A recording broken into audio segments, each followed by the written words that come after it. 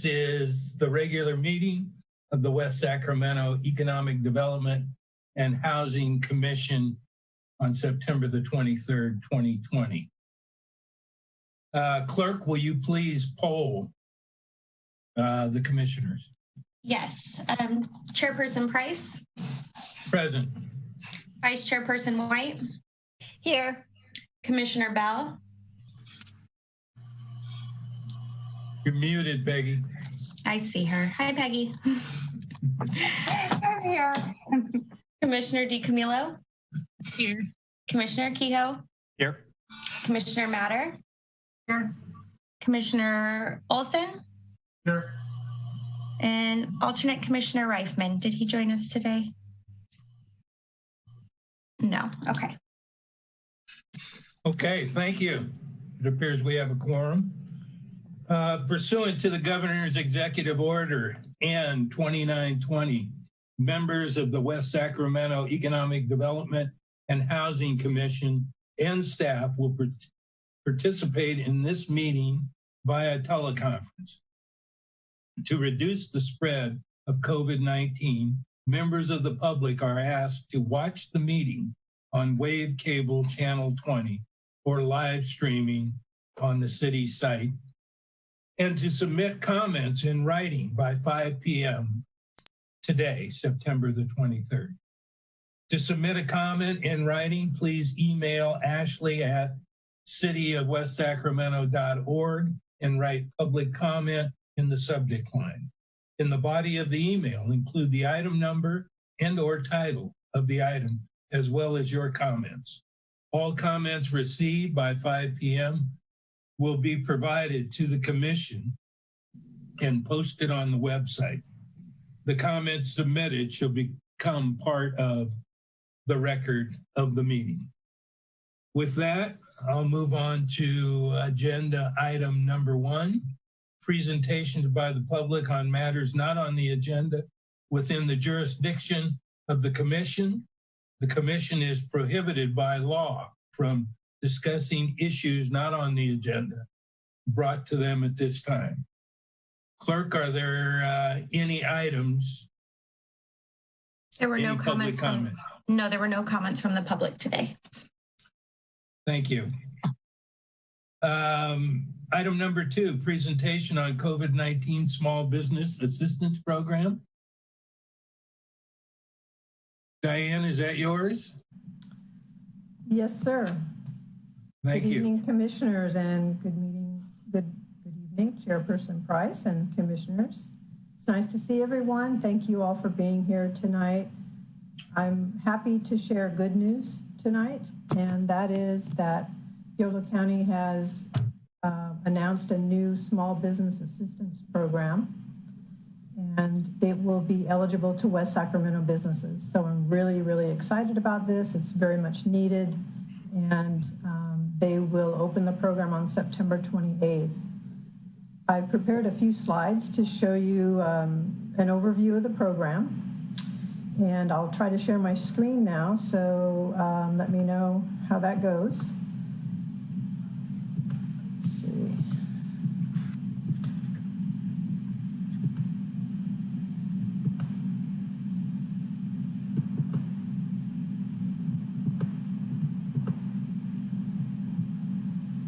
Are you able to see my screen? Yes. Great, okay. So the program is launching on Monday, the 28th, and it will be eligible for businesses that have had COVID-19 expenses in Yolo County between March 1st and the date of the application. The exclusion is they can't have received other county, state, or federal assistance, with an exception for SBA and Paycheck Protection Program loans. And I was happy to participate on a task force that the county created, and that task force included members of the county as well as all the cities of West Sacramento, Woodland, and Winters, and Davis. And so we were able to provide some input to this program, and I think that it was really a collaborative process, and so I'm really grateful to the county. They've been an excellent partner on this. Only employees in Yolo County may be counted, and the business must have been in business for 1 year as of September 1st of this year. To be eligible, the business has to plan to reopen if they are currently required to be closed. And as you know, recently nail salons were opened for indoor activity, and that just happened, I think, today. The governor allowed that, so that is good news. The business must have a current business license and be in good standing with Yolo County and compliant, of course, with zoning permits, city county codes, and have no legal issues pending with city or county, not delinquent on any federal taxes or loans, no litigation pending, and no bankruptcy proceedings currently against the business. So the way that the grant amount is determined is that they will provide $500 per full-time employee, and the full-time employee in this case is considered an employee who works an average of 30 hours per week, and that's a little bit different than what we normally think of as full-time. The business is allowed to apply for up to the amounts you see here. So if you have 1 to 10 employees, you're allowed a maximum of $5,000 for every, based on the $500 per full-time employee. And you have to have eligible expenses. You have to it's a reimbursement program. So the business is required to submit receipts for COVID-related expenses, and that can be a number of, a wide variety of things. But they have to be able to say that these are expenses that have been occurred since COVID began. So as you see here, if you have more than 10 employees, 11 to 25 employees, and you have expenses up to $10,000, you can get a maximum of $10,000 based on the $500 per full-time employee. If you have less full-time employees but part-time employees, you can actually aggregate the part-time employee hours to equivalents, full-time equivalents, and you can get more than, so you can count both your full-time and part-time employees. And the county is looking at the employee levels pre-COVID as of February 15th, 2020. A long list of eligible expenses and uses, and we were happy to see this. Outdoor expenses, payroll, personal protective equipment, cleaning and sanitizing, and then rent and mortgage payments, which this is very important, especially for those businesses who have been closed. And the eligible rent and mortgage expenses are only if the business has been required to be closed indoors or fully closed during COVID. And so there's a qualifier on the rent and mortgage expenses. Technology for telecommuting, new marketing and business planning, safety training, reopening expenses, and then they have this broad other category. In case we didn't anticipate something, we wanted to give the business an option to submit for other expenses as long as they could demonstrate in their application that it was an eligible expense based on an impact from COVID.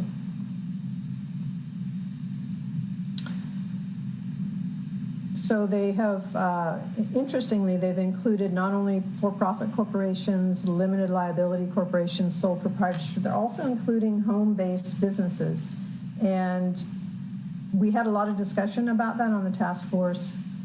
And the qualifier for home occupations is that they have to have the public coming to the home for services. And in West Sacramento, we do not allow that other than for daycares.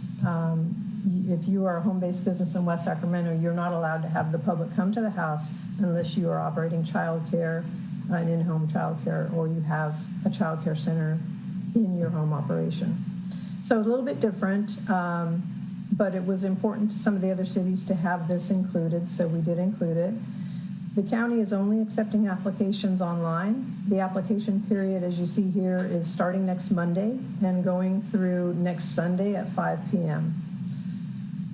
The application, you have one chance to get the application right. You have to submit the application online. You have to provide all the documentations and receipts that are necessary to prove the expenditures that you're requesting reimbursement for. So it's really a one-shot deal. You've got to get it right the first time. So we've been holding video sessions this week. We had one yesterday with the chamber, the West Sacramento Chamber, and we had about 20 people participate from local businesses in West Sacramento. And I think we're really trying to get the word out there. So I would ask that as commissioners are out and about in the community and using your social media channels, please promote this as widely as you can in West Sacramento. We want to see as many West Sacramento businesses apply as possible, because there is an allocation for West Sacramento-based businesses based on population. $182,000 is being allocated. That's the maximum for West Sacramento-based businesses. So if we don't get applications up to that amount or beyond that amount, we might be leaving money on the table, which will be reallocated to other communities. I've shown the website here. This has also been announced both at the city and at the chamber, and also through the city's social media channels. But this is the website where businesses will be able to apply. That is the end of this presentation regarding the county's program. There is a call line that will be operational next Monday. And there's also an email for questions that goes directly to the county point person, and that's Carolyn Josh. And then the county has also provided these materials in Spanish and Russian. And I would encourage any of you, if you have, if you know others or have any other requested languages, we can work to get those materials translated into other languages too. So that concludes this part of the presentation, and I would like to invite commissioners to ask any questions. I'll do my best to answer them. Could we get, or could I won't speak for everybody, a copy of your PowerPoint? Yes, absolutely.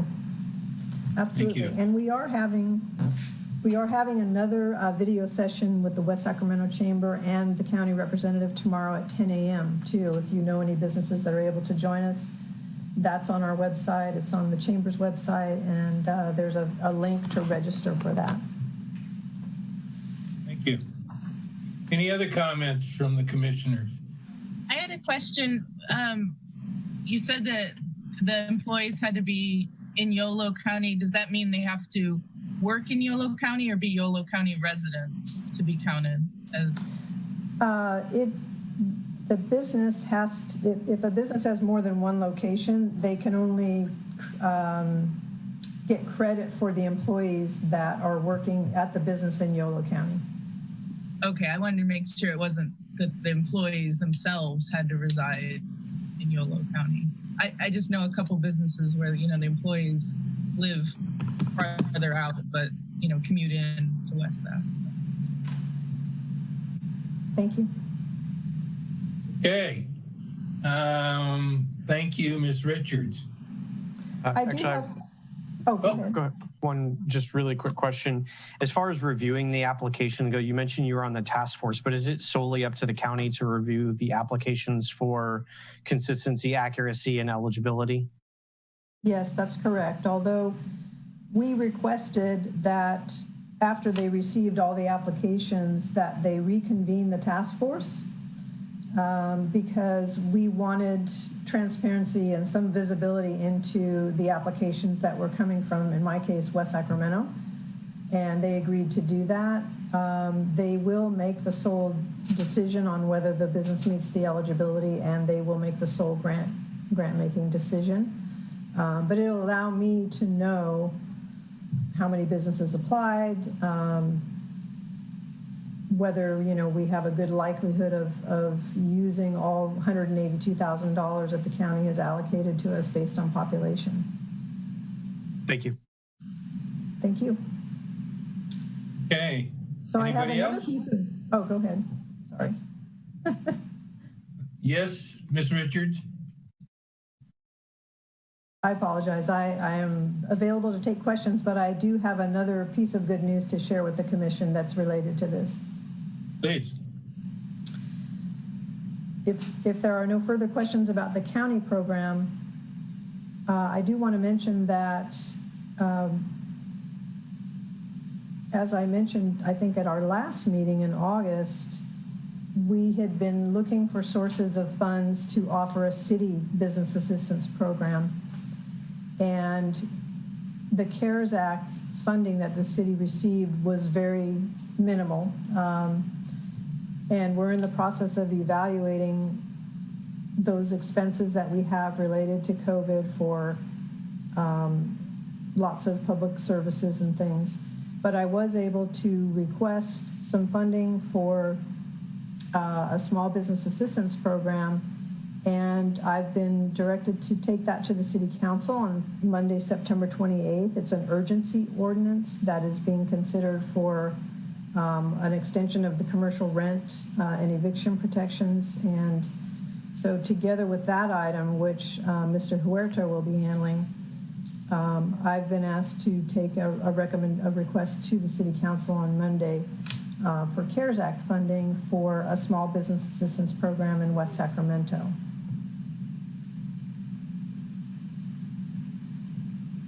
Okay, that's good news.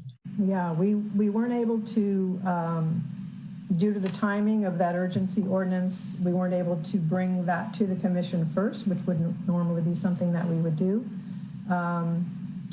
But I wanted to be able to tell you a little bit about it, and it's a little bit out of order because, as we all know right now, with the COVID and the pandemic going on and lots of things, it's been difficult to have these things sort of jive timing-wise, and it's a little bit unconventional. But I did want to share a few of the concepts that staff have come up with and will be proposing on Monday, and I will do my best to respect this commission's input and provide that input on Monday. So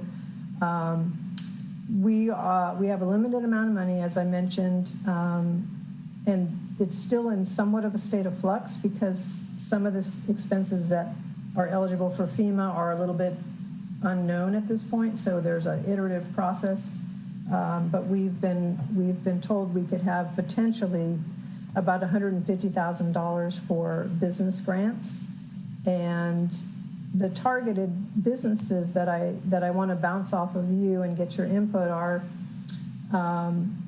we know that restaurants are really struggling. They've been closed for a period of time. They've been limited to outdoor operations only or takeout. The interaction that we've had both with the chamber and myself talking to businesses, especially restaurant owners, is they're really struggling. And so we would like to target this program to restaurants and dining and drinking establishments, including wineries and breweries. Because it's such a limited amount of money, we're going to recommend that the grants be a flat amount of $3,000. And, doing the math, $150,000, $3,000 each, that's a total of 50 businesses. So it is a very limited program, but those are the funds that are available for this purpose. So that is the request that I'll be speaking with the City Council about on Monday. And the second category of businesses that I think has been also hard hit include personal care services, so your hair salons, nail salons, estheticians. Those businesses were just recently opened, and so they've literally been shut down, not making any money virtually, at all, since COVID began. And those businesses are also in pretty tough times right now. So I'm recommending that 4 categories of additional businesses be eligible: personal care services, instructional services, which would include your martial arts, fitness training, dance studios, things that are of a personal instruction nature. And as you all probably know, those businesses have also been told they cannot operate indoors. Fitness studios have been trying to operate outdoors, but that's a little bit suboptimal. So that what I'm proposing, or what I will propose, and I'd like the commission's input on this, is proposing that of the $150,000 that we are requesting, that about 90 of that be allocated to restaurants and eating and drinking establishments as they're defined in the zoning code. And then the second category would be personal services, instructional services, retail, and indoor recreation and fitness. So indoor recreation would be like our bowling alley, Le Five, businesses like that have literally been shut down for the same reason. They have literally not been able to operate at all indoors. So those businesses that have been either closed or closed only for closed indoors, or have had significant capacity limitations. I've tried to categorize those businesses, and those are the two categories. And I would propose, and again, asking for the commission's thoughts and input, 90,000 for the restaurants, and then 60,000 be allocated to these other four categories. And there's a reason that it's broken up that way, and that's because we have very few of those, that second category of businesses. So you don't have a number of food service businesses or personal care at this point, correct? The number of businesses that we have? Yes, in those two categories.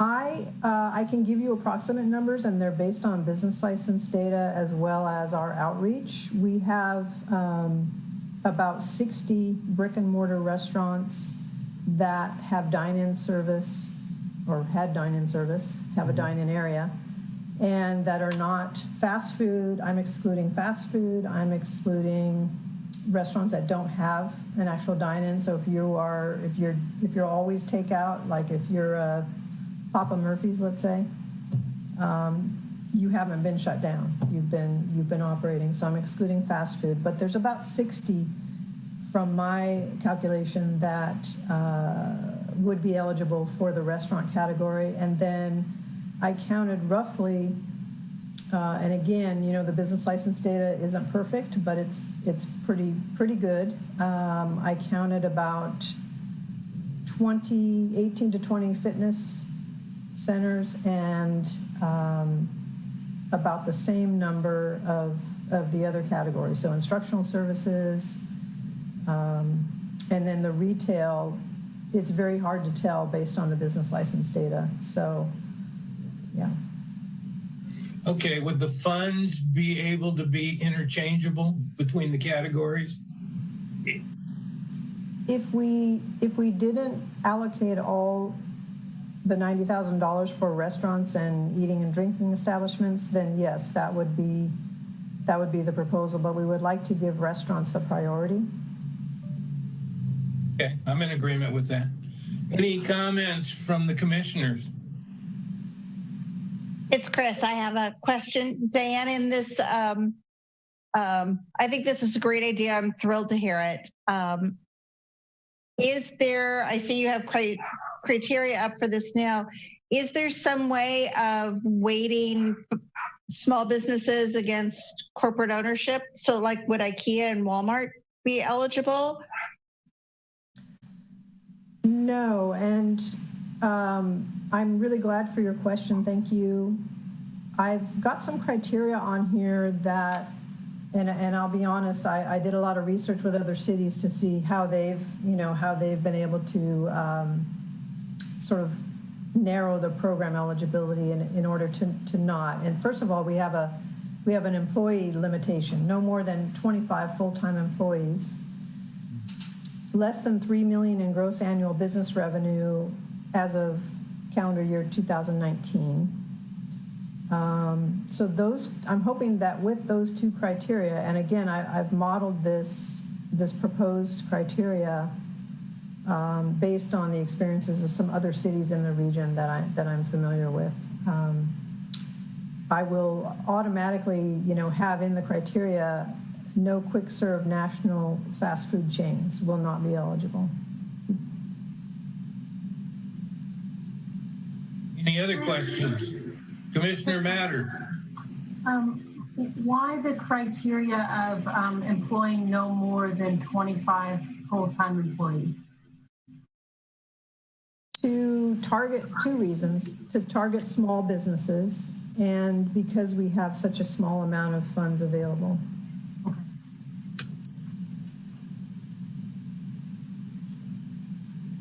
Commissioner Keough? Yeah, a couple quick questions. As part of your second category, are daycares included in that at all that have had to shutter operations or hold off on operations for the time being, even though sometimes they're considered essential? I have considered including child care centers, and for the reasons that you mentioned. In fact, that could very well be an additional criteria in the second group. And let me just put those groups up here now. I did have them included, and I still could. So that is a comment that I'm glad to hear. I recently was advised that the county intended to also provide funding for childcare. And I believe they might have even taken that up on yesterday, and I don't know the outcome of that yet. I've been consulting with our home run manager, Justine, and we could very well include child care centers. Many of them are either have a public operation component or they have public subsidy already. And I got a count from her. There are about 7 that are private child care centers versus in-homes. And the rest are either, through the school district or they are subsidized. And I, with full disclosure, this is not an area I am particularly knowledgeable in. So I will stop talking there because that's about the limit of my knowledge about child care centers and how those work. I just think as a commissioner, I would like to recommend that they be included unless there is another funding source. Privately run daycares have a high startup cost, and if they go out of business, we lose a absolutely essential part of our economy. And it could be for like an entire neighborhood that it's affecting. So that's one thing I'd like to mention about this very awesome program, by the way.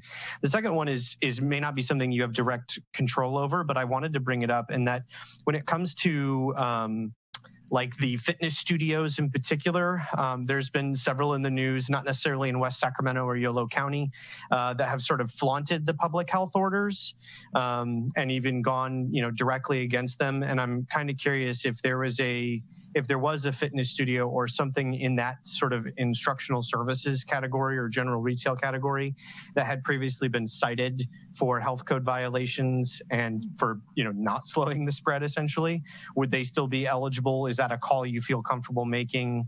And you don't have to answer now. It may just be a consideration you may want to take forward as you bring this to council. Thank you.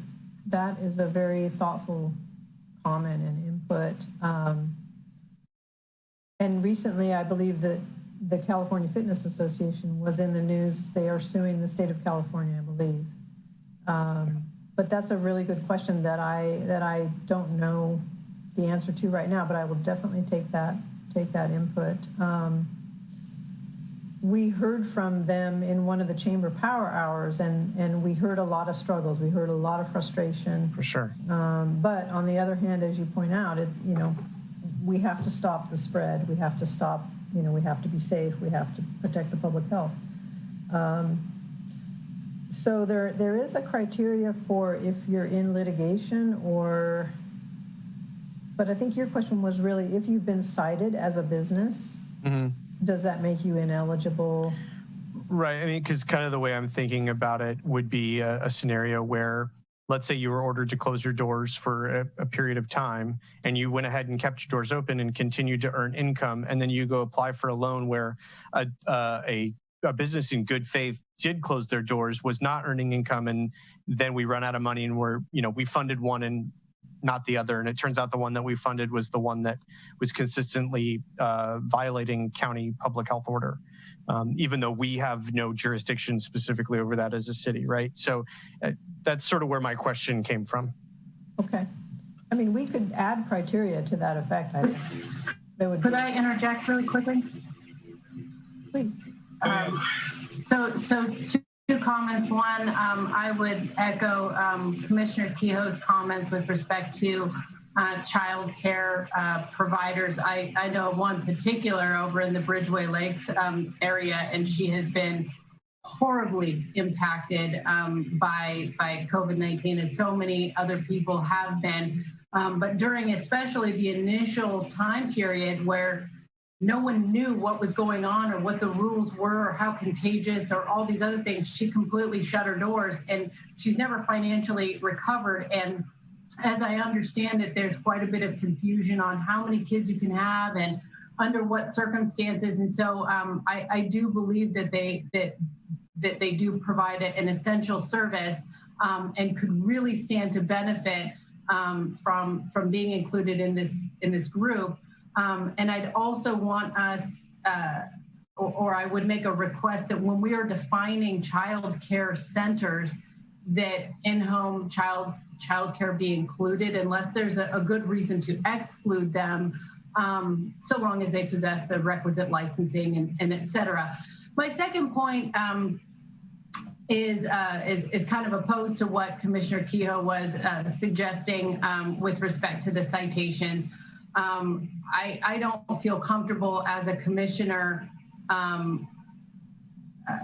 putting any sort of, I guess, a barrier to somebody obtaining any sort of funds because they might have.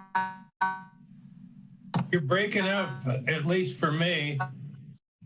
I didn't hear your last statement. Been cited. I think during this crazy pandemic time, they're cited. Maybe they don't understand the rules. I'm sorry, what? Can everybody else hear Commissioner Matter? Yeah, we're having some breakup of your audio. Sorry about that. Let me see. I think you were discussing. I don't know what I can do about it. I think you were discussing. You cut out when you were talking about businesses that might have been cited, and that they may not have. There was a lot of confusion, and that you weren't necessarily comfortable with. I think we can hear you now. Okay. I personally would not be comfortable in disqualifying or creating a barrier to somebody, to a business that may have been cited for a couple different reasons. One reason is everybody's just trying to survive in more ways than one. And I don't believe that people are acting in bad faith. And number two, we are not seeing, or at least from my perspective, it's not as though every single violator is being cited.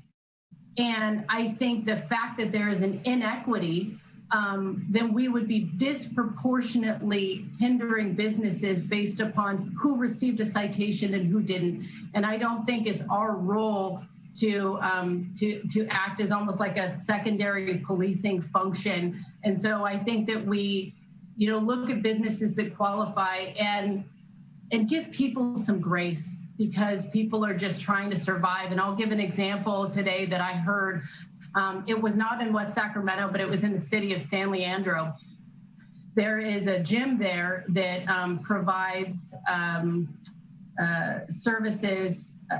I think it's like it's a martial arts gym. They provide services to the police department for San Leandro, and they did continue to accept patrons and let them come in for a variety of reasons, either because they had to keep the lights on or because they were providing a physical outlet for people, or whatever their reason was. But they got fined $5,000 per day. And now looks like they're going to be shutting their doors for good. And I think that's unfortunate. And so for those reasons, I wouldn't feel comfortable in creating that sort of a barrier to somebody seeking aid under this program.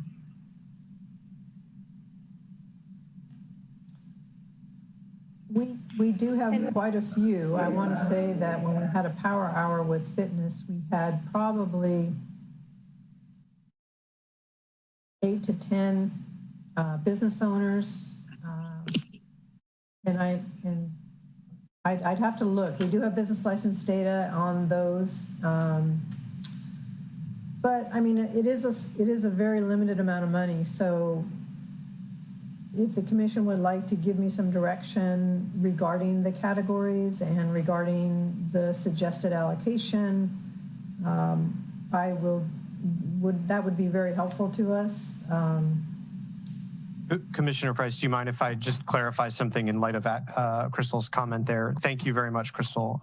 Please. That actually was very thoughtful. And I think, Diana, if I may sort of restate my purpose, it wasn't necessarily to be punitive or preventative, more whether or not it was something that we were going to take into consideration in the first place, considering we're also not the county health department. And so to that end, I don't think I'd give the direction for you to specifically consider it as an eligibility requirement, but I wanted to know if it was something that was going to be considered at all. As you know, as a commissioner, yeah, I might feel differently than Crystal, but at the same end, I do think she also made a really good point. So I agree with both. I did see some specific criteria on another slide, I believe, Diane, that they had to be in good standing with the city, current with utility bills, no liens or unpaid taxes.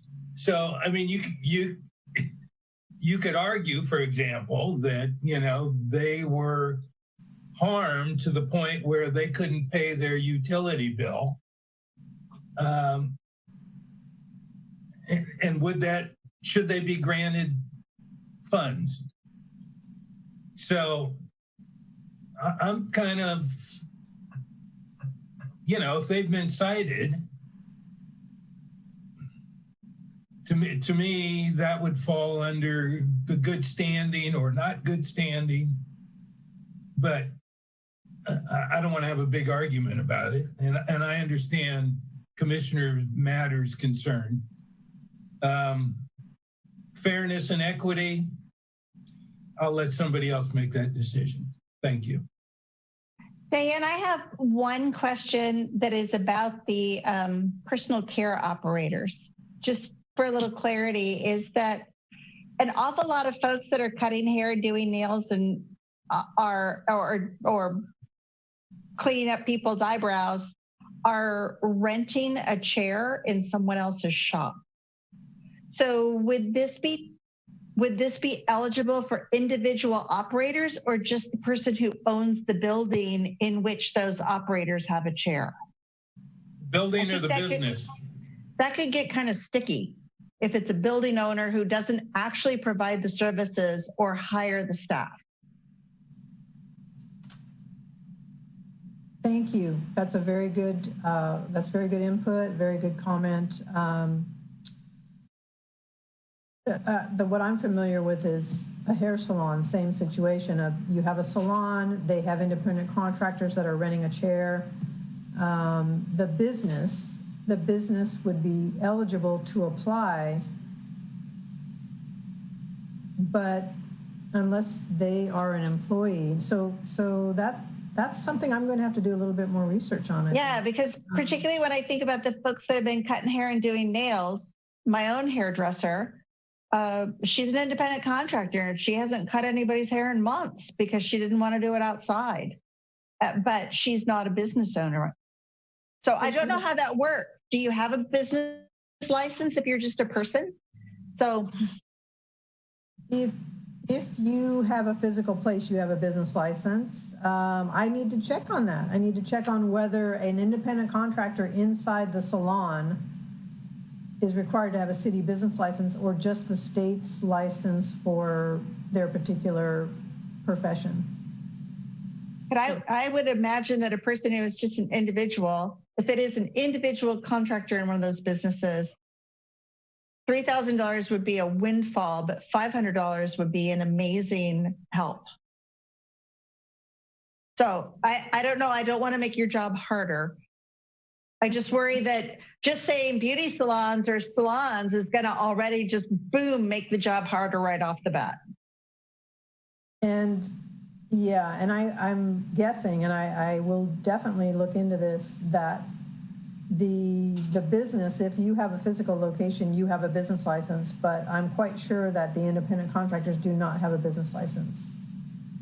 Unless they work out of their home, in which case they have a home occupation business license. But then they're in trouble because they're not supposed to have people coming to the house. Yes. Right. Yeah, it's opening up a whole can of worms. I mean, when you read item 2, employ no more than 25 full-time employees, back to Commissioner White's comment, an independent contractor is not an employee. Like I said, it just gets really convoluted here. So, any other comments? I had a comment, and that was regarding, you all brought up some really important issues and concerns and such valid points. You guys are all so smart. My only thought was, what if this independent hair salon person that is doing business in West Sacramento has also been collecting unemployment and getting the additional bonuses? And what about maybe, yes, I think a lesser amount. Yes, they've been harmed, but if they have been receiving EDD, I think that would make them ineligible to receive this special fund, is kind of my thought. That's all. Yeah, we're getting in the weeds here. Yeah, but it does say, Peggy, it's a really good point, but it says you can't have received financial assistance from the city, county, state, or federal agency due to COVID. So I would assume if you've been getting unemployment that you've received financial assistance. Diane, can you go back to the categories page just really quick? I might have one more question. I just wanted to read something.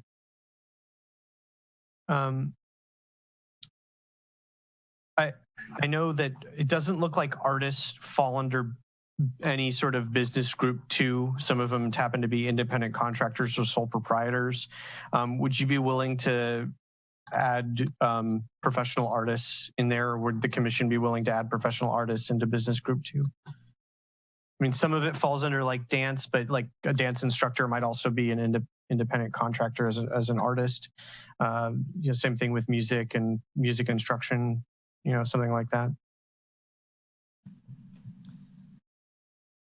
But wouldn't that have to fit in the criteria of a business license, physical location? Well, that's why I'm asking. I mean, because when we start asking that independent contractor question, that's kind of what made me think of it. And that, so I think if you have a physical location other than your home domicile, that might be one of the criteria. Otherwise, if we open it up to home occupations, then that we just don't have the funds to do that. I need to look at, I will look at whether under instructional services, I'm guessing that artist doesn't fall into that category.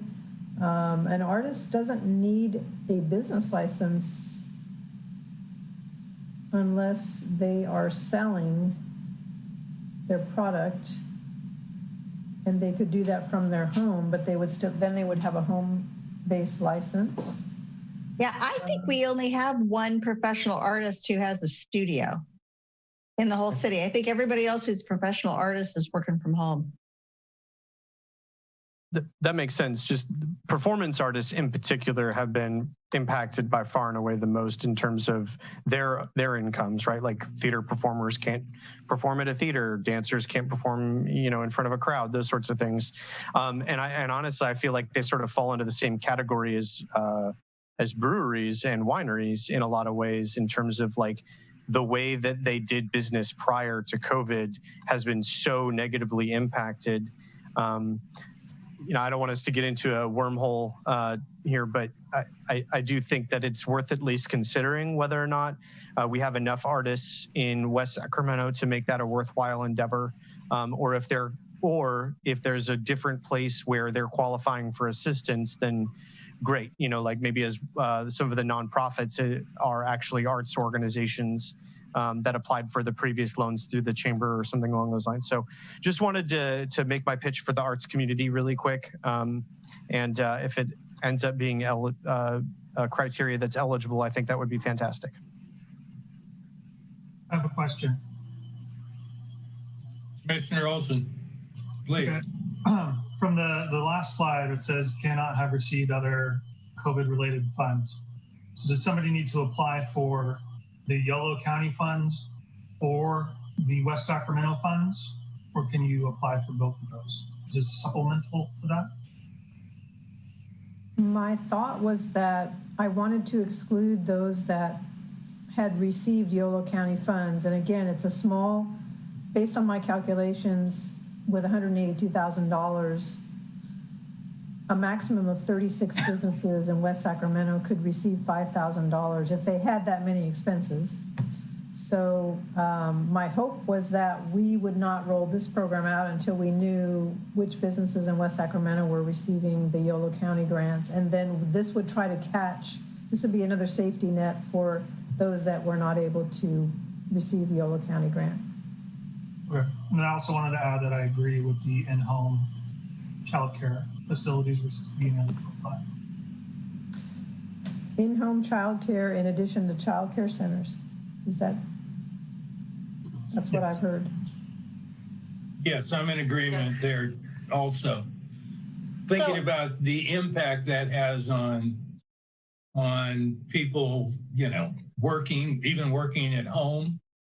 Childcare, yes, is an essential service, in my opinion.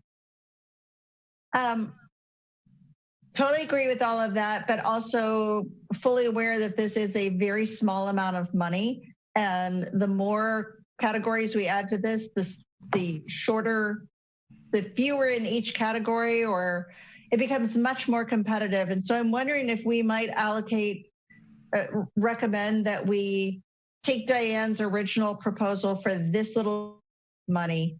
And if it is all not spoken for, then move into some of these other groups, like looking at childcare and independent artists. Or if there is additional money that becomes allocated, should there be another stimulus, CARES Act, that we go back. But I just worry that this is not going to go very far. And I also really appreciate that $25,000 for safety barricades, because after watching those people get run over in New Jersey at a restaurant, I worry about that every time I sit outside and eat. So, based on Commissioner White's comments, can I get a consensus that we should go with the allocation as presented? And if there, as Commissioner White mentioned, if there's anything left over, so Diane, you're going to have to check back with us, I guess, and let us know the final outcome and how the funds end up being distributed after the Yolo County funds, and whether there's any flexibility there. May I suggest that we prioritize, for example, if we, do you want me to include the 4 categories I have, or do you want me to take out one of those categories and put childcare in? And then subject to, if Yolo County approved $250,000 for childcare and West Sacramento childcares are eligible, that would inform that, that decision. Right. I have to say that I believe that, and I have no proof on this whatsoever, I believe that an awful lot of the folks that are instructional services, martial arts and fitness and dance could fit into indoor sports and recreation. The other folks are likely independent contractors or working from home. And so if there is any opportunity, I would squeeze martial arts, fitness, and dance into sports and recreation, and then put childcare in that category place.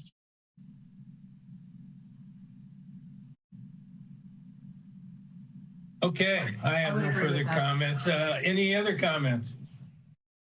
I think indoor sports and rec, excuse me, I'm sorry. I think that that's a completely different category. It's not instructional. It's the bowling alley, it's La Five, it's, I can't think of any other ones. The bounce house, maybe, I don't know. There are very few in that category, but they're distinguished from instructional services.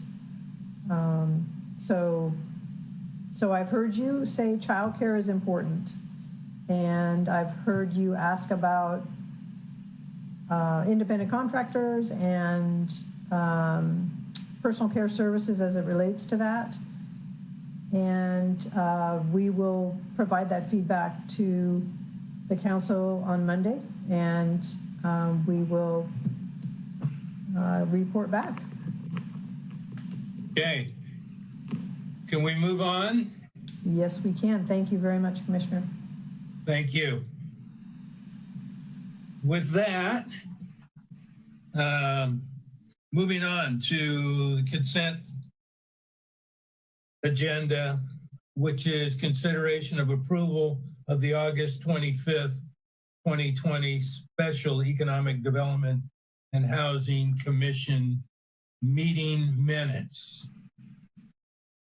Can I have a motion, please?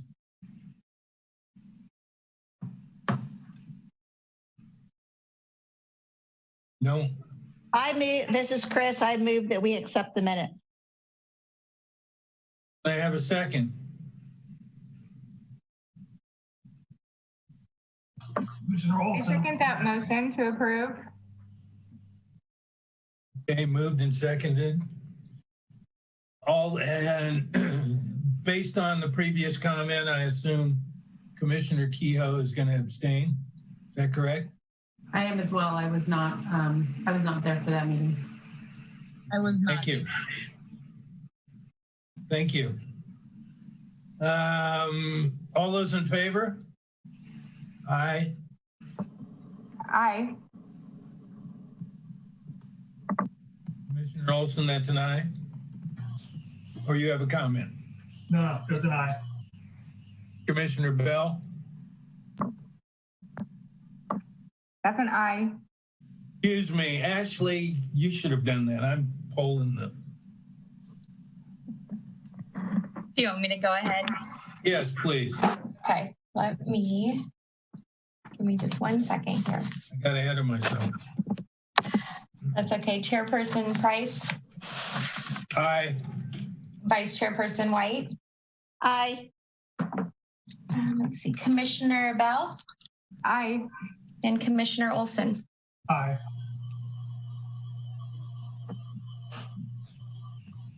I believe that was it. Everybody else was abstained, right?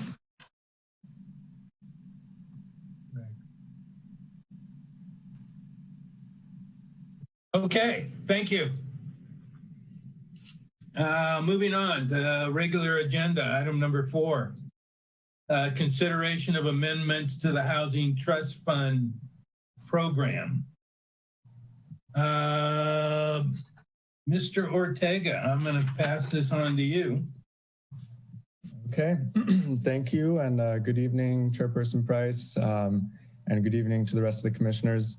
For the regular agenda item tonight, we are seeking a recommendation from the Commission to the City Council for proposed amendments to the Housing Trust Fund program. This item was first brought to the Commission in July of 2019, wherein the Commission recommended that staff develop and further refine the methodology for the new urban infill area incentive. So if you will recall, at that time, staff did not have the specifics for how the incentive would be calculated going forward. In particular, for what we call the dwelling unit equivalence, that apply to things such as commercial space, office, and structured parking. So I'd like to just take a moment now to give a refresher to you all on the urban infill area incentive and how that incentive currently operates within the Housing Trust Fund program. So in 2014, we updated the Housing Trust Fund program and established an in lieu fee structure that included the urban infill area incentive for the areas of Washington, the Bridge districts, and parts of the Central Business District. So currently, to qualify for the fee reduction, if building in the urban infill area, the project must be at or above 80% of the minimum density allowed in the zone. So the crux of the issue that we're running into is that the general plan was updated in 2016 and land uses in the urban infill area were upzoned significantly. And so what that means is that currently it is extremely difficult for projects to qualify for the incentive or for the incentive to meet its original purpose of incentivizing responsible densities and mixed use walkable neighborhoods in the urban infill area. So I'll go ahead and stop there because the gentlemen from Interwest Consulting Group have put together an excellent presentation that will explain the proposed amendments and apply some examples as well. So I will turn it over to them now. Thank you. Thank you, Elijah. I'm getting an echo from myself here. There we go. Yeah, hi, good evening. Eric Norris with Interwest. I'll introduce myself and Paul Junker, also with our firm, if you want to wave, Paul. It's great to be here. It's been really great working with your staff, Raul, Elijah, Katie. We actually started with in-person meetings, so that gives you an idea how long we've been on this project, but it's been very interesting. And want to give you a brief overview of what we've done. So I'm going to turn my PowerPoint show on here. So what we're here to talk about is, as Elijah mentioned, is an update to the urban infill area incentive. Get my pointer here, there we go. So as you all know, West Sacramento is actively encouraging quality development in the urban infill area. That's different from the rest of West Sacramento in a few ways. It's obviously more dense, it's more complex, more vibrant, a lot of overlapping things happening on each site, overlapping ownerships, public-private features, a whole bunch of things going on that don't really happen to the same extent in other parts of town. And obviously it's also urban and higher density. And for a number of reasons, which we'll talk about in a second, that's more expensive to build. And as a result, it often requires some kind of incentive or subsidy, particularly if you're trying to get more housing built. So high density urban development is, just by virtue of what it is, more expensive to build. You're usually talking about structured parking versus surface parking, which is something like 10 times more expensive to build. Particularly when you get into taller buildings, you're having concrete and steel versus wood frame. There is both happening, but certainly at the densities that Elijah was mentioning, you're getting into more steel frame structures. There's a complexity of uses in a single structure, where in a suburban setting, you would have a house or a store. In the downtown, you've got both potentially. And the projects are smaller generally. If we're looking at a project in the urban infill area, it may just be a couple of acres as opposed to dozens of acres in another part of town. That makes it harder to spread the costs of those more expensive facilities. So as Elijah mentioned, in 2014, the city made changes to the inclusionary housing ordinance. It established a housing trust fund program and then came up with an urban infill area incentive that gave you a break on those housing trust fund program fees in return for building at higher densities. And just as a reminder, that is the urban infill area that we're talking about here. But over time, as Elijah mentioned, some things have become apparent. One is that requiring projects to meet that 80% density cutoff has always been difficult. It got more difficult now that the density has gone up. So right now, to hit that 80% density threshold to get the benefit, you need to be at 96 units per acre, which is fairly difficult to do. So that's where we kind of started off our examination of the issue. And one thing that became clear was that we need to come up with a different way of calculating density. So right now, the Housing Trust Fund program calculates density just like you would in a suburban setting. Housing units divided by gross acres. So housing on top, acres below, you do the math and you come up with the density. So 200 homes on a 10-acre site in a suburban setting, quite easy to calculate. That's 20 per acre.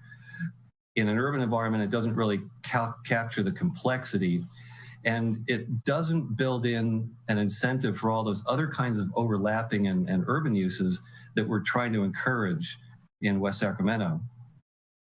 So we came up with a new method for calculating density that recognizes all those things. It addresses the complexity of developing in an urban area, the value of those non-residential uses, office, retail, et cetera, the range of existing zoning districts, and clear guidance to staff and applicants. So we did come up with one of the products we'll talk about later is hopefully a very clear handbook, a very easy to use spreadsheet that guides you through all the steps and gives you very clear guidance on what goes where in the calculation so you can easily calculate the density of your project.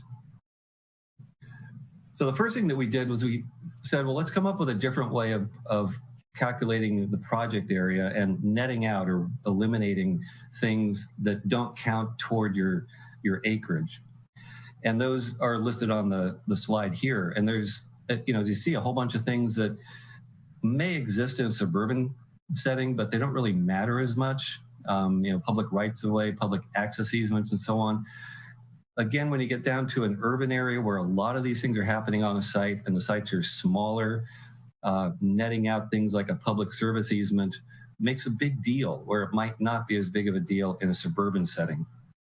So by reducing these areas, you're reducing the gross area, so you have fewer acres in your calculation, which increases the density. Now on the other side, and here's some examples from the handbook that we came up with. In the pictures here, well, the photographs show examples of what all these things are. So like in the upper right, what is a public access easement? Okay, there's a picture of it, I get what that is. There are criteria for those that help define what they are. The illustrations or the little diagrams there, I think do a fairly good job too of showing that complexity. You know, if you look, for instance, on the right-hand side, you've got the gross project area, which is the blue, and then we're showing all of the areas that can be eliminated from that. But you see on here, we've got a public roadway, we have a future phase of development, we have a public plaza, public roadway, all kinds of things that can be deleted. So in this example on the right, only the area that's tan would remain as your project area into which you're dividing your units. On top of that equation, if we have units over acres, we said, well, let's look at ways that we can encourage people to build other things, which is something that's desired in the downtown area, those being retail, office, medical, and parking structures. So in addition to, if you're building a project that has, say, 200 apartment units and retail space, well, how can we give you some benefit from that retail space and count it toward your dwelling unit count by turning those into equivalent dwelling units? So we did that a couple of ways. For non-residential uses, we decided after talking with your staff and looking at this in depth that the best way to do that is just look at traffic. And you compare the amount of traffic that's coming off of different kinds of land uses. And we came up with these rates. For retail uses, 769 square feet of gross leasable area equals 1 dwelling unit equivalent. And the other figures are up here as well. So these tell you, if I have a 3,000 square foot store, I divide it by this number, and I convert that now into a certain number of dwelling units. Again, we've now reduced the acreage on the bottom of the equation. We're increasing the units on the top. Overall, now density is going up. And here's just some illustrations from the handbook again that show that. So your 1,500 square foot retail store, you can count that as 2 dwelling units, and so on down the line. For parking structures, again, we looked at that and said, well, and after discussing with your staff, decided that the best way to do that was just on the basis of cost. So we collected a number of studies, and your staff was very helpful in getting a lot of information to us, came up with an average cost per high density dwelling unit. So if you build 1 apartment unit in the downtown area of West Sacramento, it costs about $330,000 to build.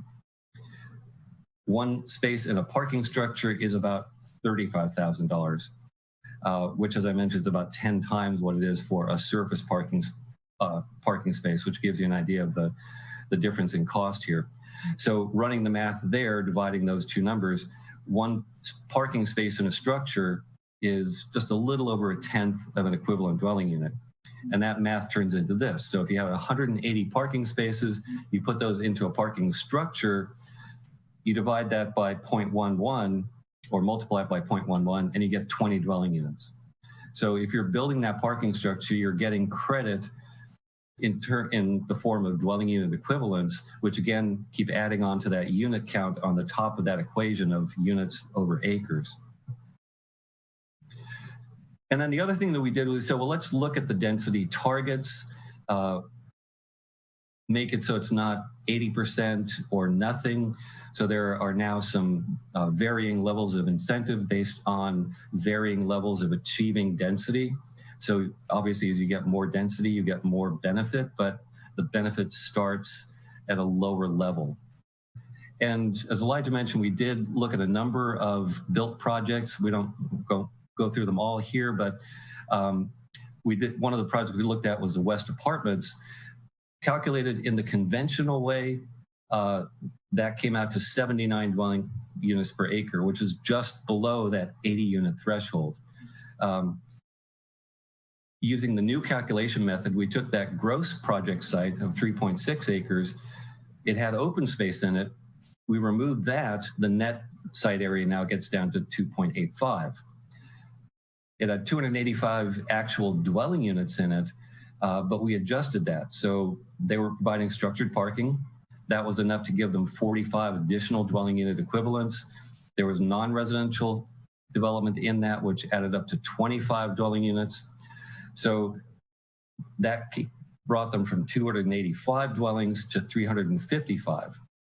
So the result of all that was we went from 79 units per acre again to 125. So that would now qualify for the 80% reduction based on the in lieu fee, and it exceeds 100 units per acre. So as I mentioned before, we did several different products. One was the density study that explained how we did this. There is a handbook that goes along with that, and that is intended to be used going into the future by staff and developers to figure out density. So a developer hopefully should be able to pick this up, run his or her project through it, and get a good idea of what the density would be as calculated for this program. And hopefully it will tell them, hey, if I provide some more retail space here, I'm going to get a break in my fees of X dollars because I can now achieve a certain density that I wouldn't get if I wasn't doing that. Or maybe if I put a few more spaces in my parking structure, it's very easily, you can set that up very easily to do in the spreadsheet that we've set up. And then finally, there are amendments to Ordinance 14.4, which set the program up that just incorporate the changes that we've made here. So that concludes our presentation. I'll go ahead and turn my screen off, and Paul and I are here to answer any questions that you may have. We do have the products themselves if you want to go through those. We have the spreadsheet up so you can see how that works. So anything at all we can do to help you understand, we'll be happy to do. And Eric, I'd like to just qualify one thing. We didn't quite get it right at the end of the show. We're not amending Ordinance 14-4. There's a book of fees that the city has adopted, and the urban infill incentive is listed in the book of fees that is actually what we're going to propose to revise by resolution. It's not a revision to the ordinance. Okay, thanks, Paul.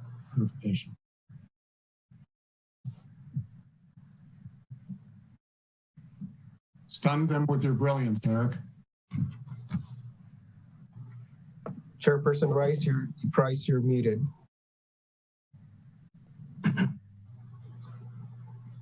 Thank you very much. Thank you for your presentation and alerting me that I was on mute. Commissioners, are there any comments? I have one question. So thanks for doing this, guys. I totally understand how hard these calculations are. If I understand this correctly, you have estimated the equivalent dwelling unit equivalents. One place it's a EUD, another place it's a DUE. So just pointing it out. Right. For non-residential space, you figured it based on square feet, but for parking, you figured it based upon a percentage of estimated cost, not square feet. Is that correct? It's based on cost per parking space. So we took a parking structure, the average cost of that, divided it by the number of spaces in the structure, and came up with an average cost per parking space. That seemed to be the easiest way to calculate it. Okay, but it's not based on square feet of the parking structure as it is square feet of the retail store. It is square feet of retail store, but it's based on number of parking spaces in a structure. Okay. Based on Commissioner White's comment, it's my understanding the city of West Sacramento doesn't have a parking standard. So a parking structure based on square footage, parking space width, the number of compact parking spaces, drive aisle width based on parallel parking, diagonal parking. In other words, based on a certain amount of square footage, the amount of parking spaces could vary. It could. You could take the same structure, and depending on how you stripe it and arrange it inside, you could yield more or less parking. But I'll let Raul and Elijah answer the question about the standards that the city uses when you're looking at those. Chairperson Price. So I'm not aware of any specific parking standards, at least in the urban infill area. But that's completely right. Depending on how that parking structure is designed, similar square footage parking structure could have different number of parking spaces. And, we looked at different ways to try to figure the best calculation method to use. And based on several conversations with Paul and Eric and our own internal staff, we decided that looking at the cost made the most sense when calculating a dwelling unit equivalence for parking, rather than looking at square footage or any other type of measure. Okay. Sure, if I could add, there is a simplicity of calculating density, comparing spaces versus area within a structure, which would be rather difficult. The spaces calculation, converting it to dwelling units, is actually a pretty straightforward calculation for both staff and applicants. The cost on the space actually was relatively consistent from 3 different sources. We did have them coming in at $34,000 to $36,000 per space for the most part. And so we got some nice consistency. I will tell you it was a bit challenging identifying construction costs for both housing and parking, but we feel pretty good with where we landed based on the sources of information provided and that we collected.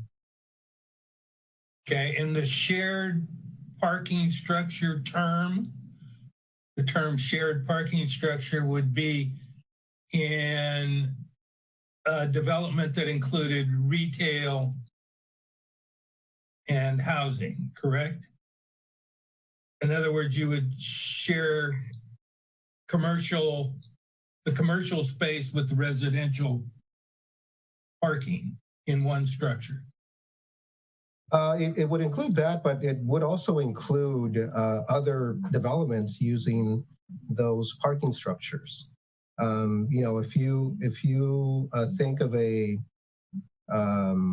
development with a lot of office space and some residential, but some of those parking spaces were primarily used for the office aspect or the retail aspect of the development, and there was another development just across the street or down the street that needed additional parking.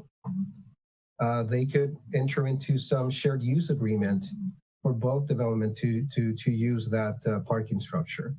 So that's also what we were thinking about when we were trying to consider shared parking uses on those structured parking. Okay, has this received any developer review? We did get some. Pardon? We did get some input. Some of the staff did reach out to some of the developers, especially our community investment staff who has been working with developers in the Bridge District. Some of the projects that we looked at specifically to determine what the best ways of discounting and areas that we needed to incentivize, we primarily looked at those Bridge District and Washington District developments. Elijah, feel free to jump in if I'm missing some, but there was some discussion with a small number of developers. We can't say that we went out and did a public request, but there was some interaction with specific developers, especially in the Bridge District. My concern is, in the broader sense, developers in Sacramento County that may be thinking about West Sacramento as an opportunity. Would they look at West Sacramento as an opportunity to build an apartment building with a couple of floors of parking and wood framing above that? In other words, is West Sacramento competitive in attracting developers based on this criteria? Well, I think that kind of goes beyond the scope of what we were intending to do. There's a lot of factors that go into whether West Sacramento or the Bridge District is competitive for developers. What we're trying to do here is certainly one element of many aspects that go into that. By trying to incentivize these types of developments that typically will happen in the Bridge District and that are required by the Bridge District specific plan, by the Washington specific plan, we are requiring and in many ways demanding that this type of development happens. So our intent here was to provide incentives for developers who are actually trying to achieve what we are looking for in those areas. But in terms of the overall question of is West Sacramento competitive, that is kind of above the scope of what we are doing here. But it's certainly one small aspect of that. That's probably the best answer that I can tell you right now. And Elijah, Paul, and Eric, feel free to jump in if you have anything else to add. I'm going to go to Commissioner Olson. Give me a second, Paul, please. Thanks. I think to say that a little different, what Mr. Price was saying, did anybody reach out to a developer and say, with this program, would you be more likely to build in West Sacramento instead of Natomas or Sacramento or any other place you had planned? Does this incentivize you enough? We did not specifically ask that question to outside developers, no. Okay. Commissioner White? So hate to keep coming back to the parking, but I work in transportation. So this may answer part of it. In every other city that I work with, they are not allowing parking They're, looking at developments with no parking whatsoever. And Commissioner Price, in our last meeting, you mentioned how that impacts you and where you live to have some residences without assigned parking.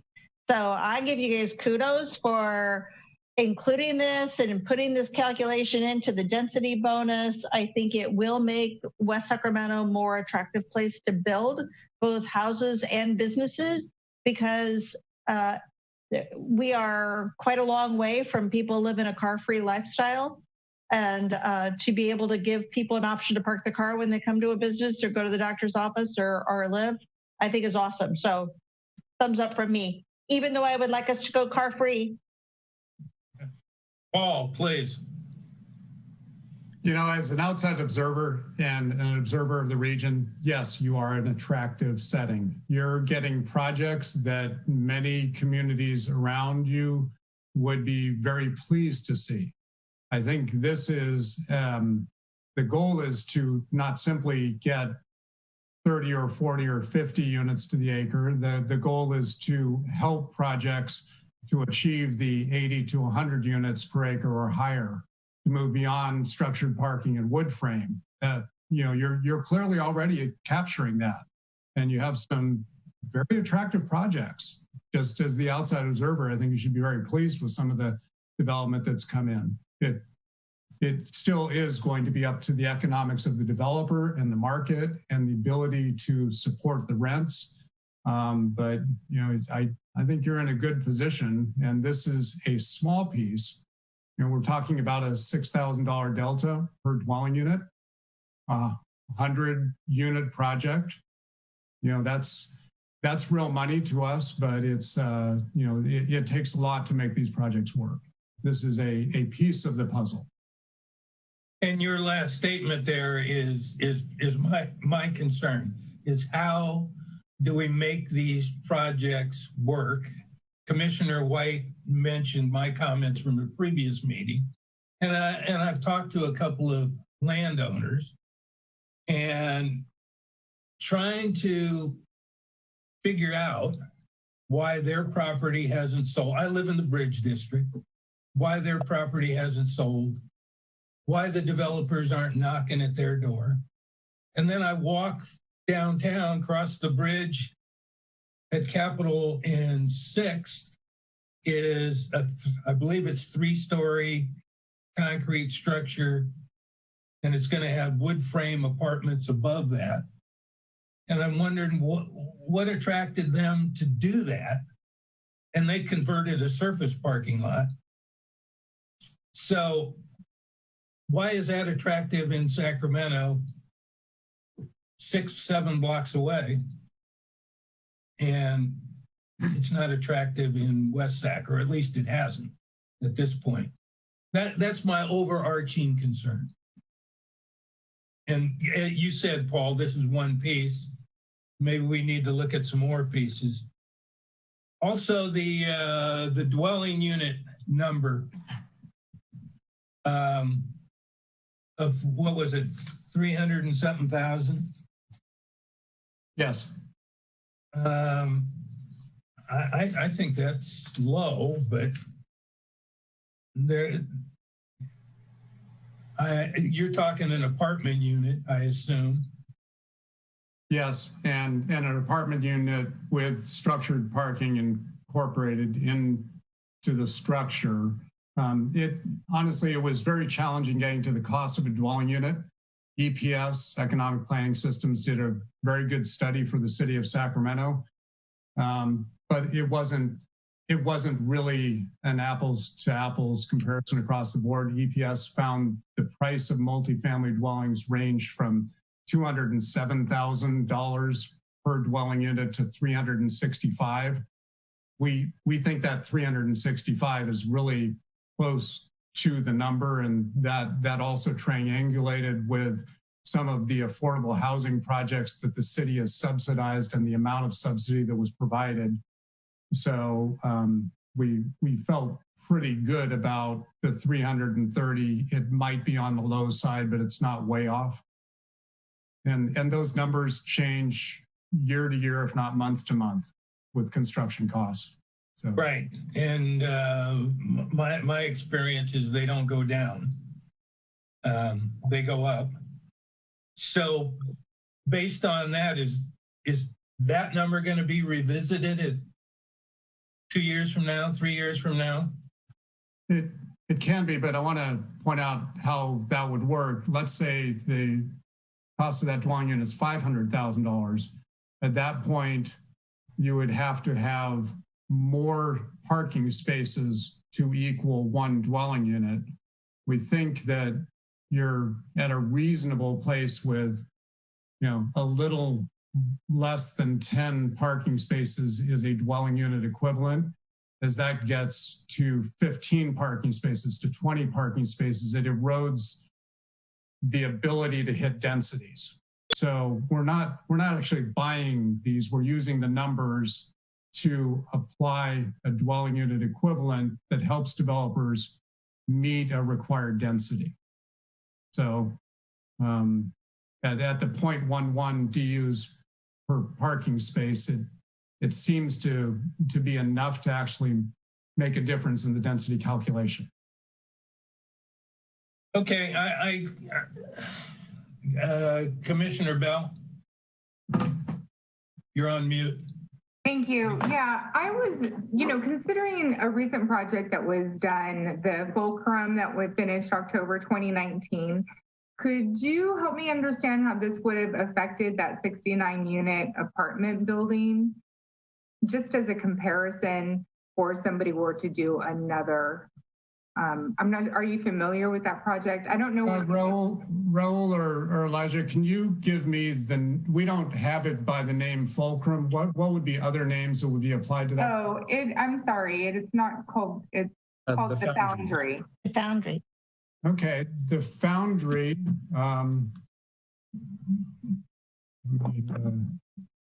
Take a quick look because I can tell you exactly how it'd be affected. The Foundry came in at a base density of 46 dwelling units per acre. And its adjusted density jumped up to 73 dwelling units per acre. So it had a substantial effect on that project as far as its measured density. Now, that project is in a zone where the maximum density is 120 units the acre. So regardless of hitting that increased density, it still wouldn't have gotten any fee subsidy. It just isn't a dense enough project to have gotten a fee subsidy. That's what I was thinking. So even though it did meet 73 dwelling units per acre, it still fell short of meeting that threshold of having the incentive of having a cost fee reduction. It fell short of the lowest level of incentive. It didn't qualify for anything, yeah. Paul, what zoning district is that project in? That's waterfront zoning. Yeah. Okay, so in waterfront zoning, yeah, the revised book of fees would start the incentive at 70 per acre. Oh, okay. So yeah. You've got a 20%. So you would get a 20% reduction. Okay. So the density has gone up and the target has gone down enough that project now would have gotten a 20% reduction in their housing trust fund program fees. Great, yeah. Great.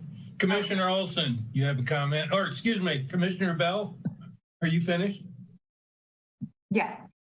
Commissioner Olson, please. This may be a really dumb question, but in the apartment that Commissioner Bell was just talking about, if they had not met any reduction, but having gone through the calculation, there was a number of equivalent units added, do they pay the $5,640 on the equivalents, or are the equivalents just used to help increase density? No, the in lieu fee would be tied to market rate housing. So it doesn't, what we're doing doesn't change the number of market rate units constructed. Okay. Okay, any other comments? Just kind of a follow-up to what Paul just asked, but this may actually be a question for Elijah or Raul. Does this have any impact to the affordable housing requirements on any development as per either local law or state law? No, this is specifically for projects that are attempting to build market rate housing. So it has no impact on affordable housing development. It does in that any fees that are collected typically are used as subsidies and as leverage for other types of funding sources that the city applies for the affordable housing, but not directly, no. And the sort of the cost per unit not penciling out was the primary driver behind making this adjustment to help meet these density requirements? Yeah, that was one of the reasons, right? Again, incentivizing the type of development that we want to see in the urban infill area, and recognizing that, these types of developments that we are trying to achieve are significantly more expensive than, your typical garden style apartment in Southport, for example. That's a very, very different type of development and construction cost.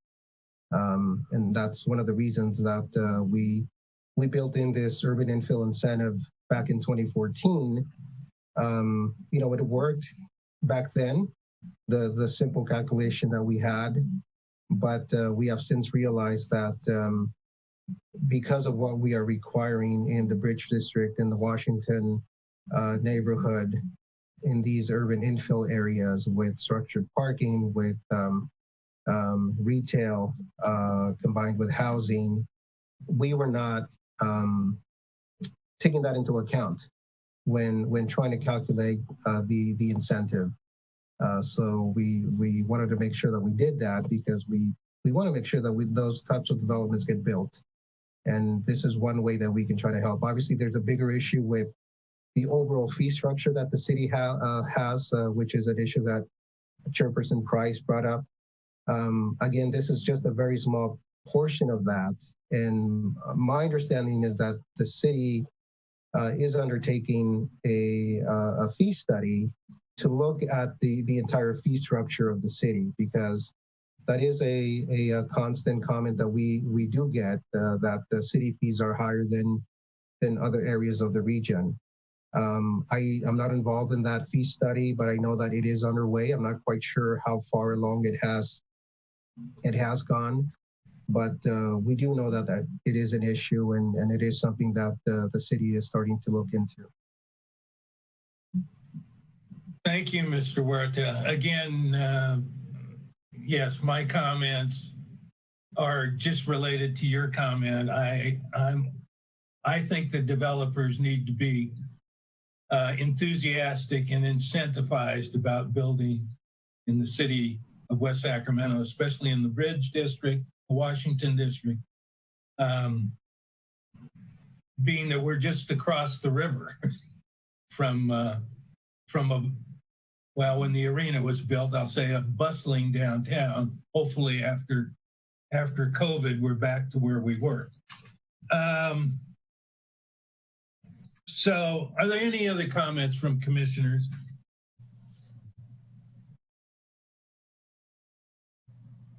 With that, do I need to take a vote here to move this on to City Council? Yes, that is, and I'll let Elijah respond to that. But yes, we do need to vote. Yes, that's correct. We wish for you to make a recommendation to the City Council for this item. Are there any more comments from the commissioners? Can I have a recommendation, please? This is Chris, and I move that we recommend this goes on to City Council. Can I have a second, please? This is Dan. Commissioner Olson, thank you. Makes it second.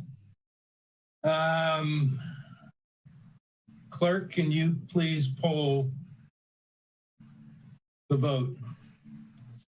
No problem. Chairperson Price? Yes. Vice Chairperson White? Yes. Commissioner Bell? Yes. Commissioner DiCamillo? Yes. Commissioner Keough? Yes. Commissioner Matter? Yes. And Commissioner Olson. Yes.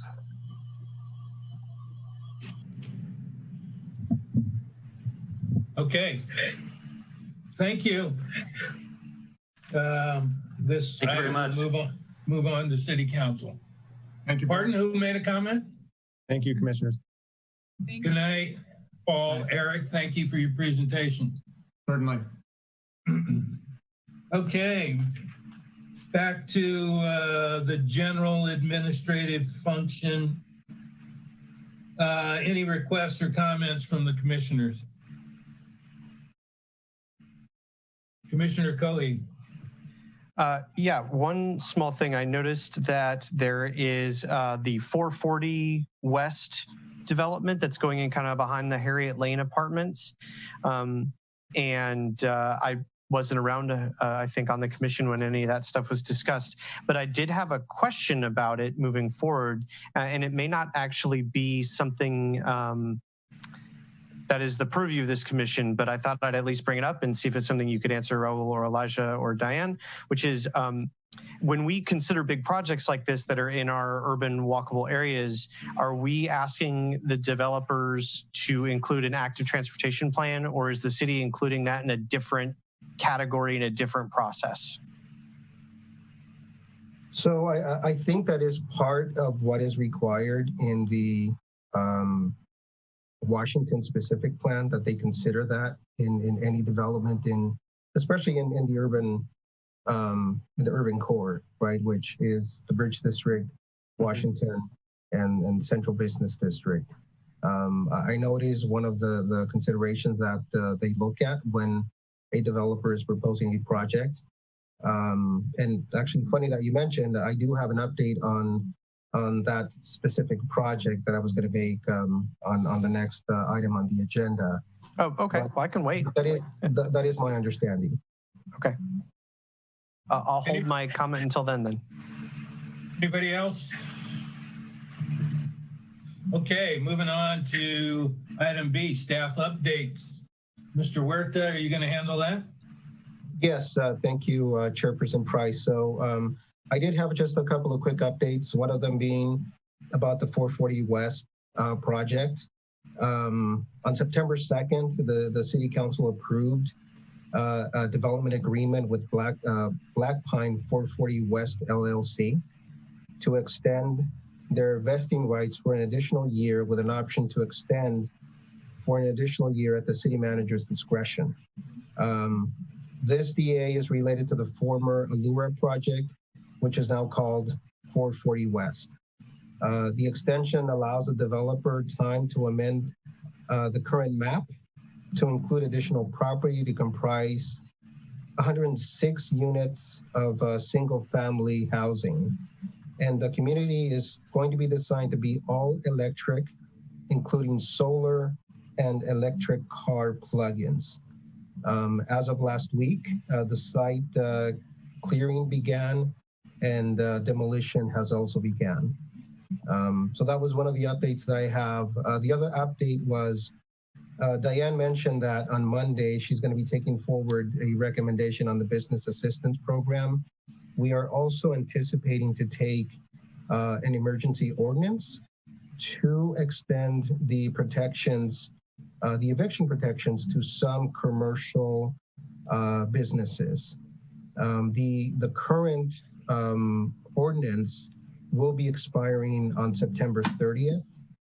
And as you know, with the passage of AB 3088, the eviction protections have been extended, but only for residential tenants. So once our local ordinance expires on September 30th, which includes both residential and commercial tenants are going to be left out in the cold. So the emergency ordinance is meant to extend those protections to only a certain number of commercial tenants to make sure that they continue to be protected. The protections are going to follow very closely to what was or what is in AB 3088. We wanted to keep it as consistent as possible to make it easier for individuals to follow and understand what those protections are. But we do, again, intend to take that on Monday, the 28th, as an emergency ordinance to the council. May I ask a question? Please, yes, of course. Commissioner Matter. And I don't know if this is the appropriate time to bring it up, but I have a concern. You know, we've been talking about businesses tonight with respect to the grants, and I hear you on the eviction, the update that you just provided. My concern is, do we know how many businesses and residences are behind on rent payments?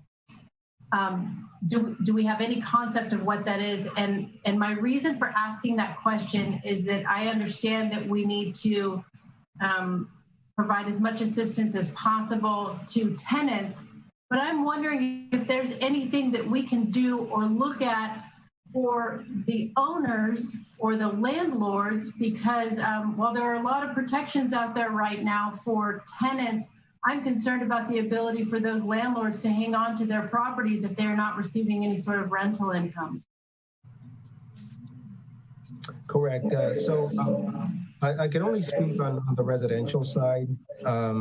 We don't have a specific number. We haven't done a survey or gone out to try to inquire how many individuals are behind on their rent.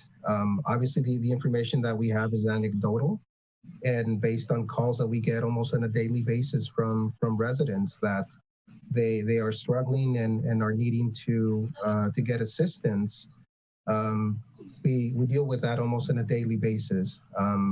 So it's more anecdotal than actual survey numbers, specific numbers on the residential side. I'll let Diane speak to the commercial side if she has any data on that. But if you're aware of AB 3088, AB 3088 does require that tenants pay at a minimum 25% of the rent to continue to receive their protections. So that is something new that was passed on that AB 3088, and I would assume that it's to respond to some of those concerns that some landlords are also struggling. Similarly, we're going to be carrying that over in the ordinance that we are going to be proposing to the council on Monday, that commercial tenants also be required to pay at least 25% of the rent due to continue to have those protections. Like I said, we're trying to mimic and follow the protections under 3088 to keep it as much consistency as possible so that we avoid confusion. It gets complicated to respond to different individuals, and the more consistency that we have, the better. So that's probably the best response that I have for you right now, is that we are building that into the emergency ordinance as well. The fact that they would have to pay that 25% of the rent due. Any other questions? Commissioner Kehoe. Yeah, so thank you for the update on 440 West. My question was going to be about access over the rail line from the Sacramento Avenue side.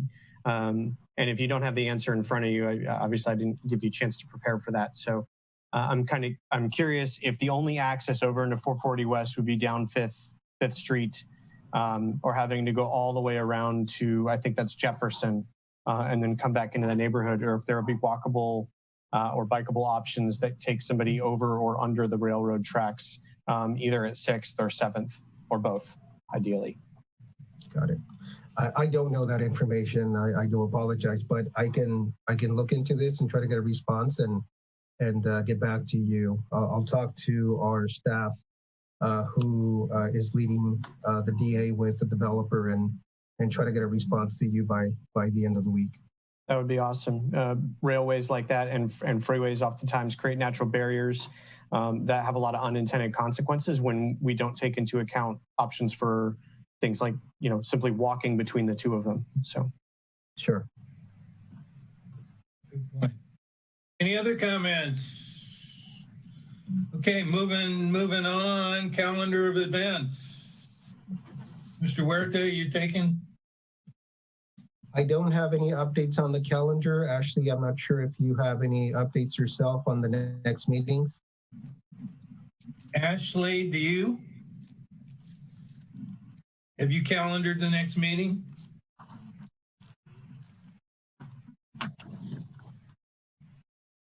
Can you guys hear me? Yes. Yes. Okay, so we are having a special meeting in October. Elijah, it's a Monday, right? I don't have my calendar in front of me. That would be Tuesday, the 27th of October. Thank you. Tuesday, the 27th of October, we are having a special meeting. And it will be with the Planning Commission like last time and the consultants that joined us last time also. And the same subject matter, I assume. I believe so, yes. And Yeah. I'm sorry, did you say the 26th? 27th, Tuesday, the 27th. 27th. Thank you. Okay. Oh, I already have that. Is that it? That's the calendar? That is it. Yeah. And we will most likely be canceling our November meeting. It does fall on the week of Thanksgiving like it does every year. So next month, unless we have any other special meetings, will be the last meeting of the year. Okay, thank you. With that said, can I have a motion for adjournment?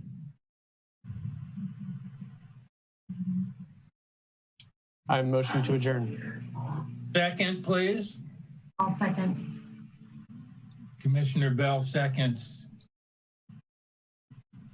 Will you please poll? That was actually Crystal that seconded. I didn't was? myself. That was actually Crystal that gave you. I'm sorry. Okay, Crystal, I'm sorry. My eyes were on Commissioner Bell. Okay, Chairperson Price, Yes. Vice Chairperson White, Yes. Commissioner Bell, Yes. Commissioner DiCamillo, Yes. Commissioner Keough, Yes. Commissioner Matter, Yes. and Commissioner Olson. Yes. Okay, this meeting is adjourned. Talk to you next month and be safe. Thank you all. Thank you Thank guys. you. Have a good night.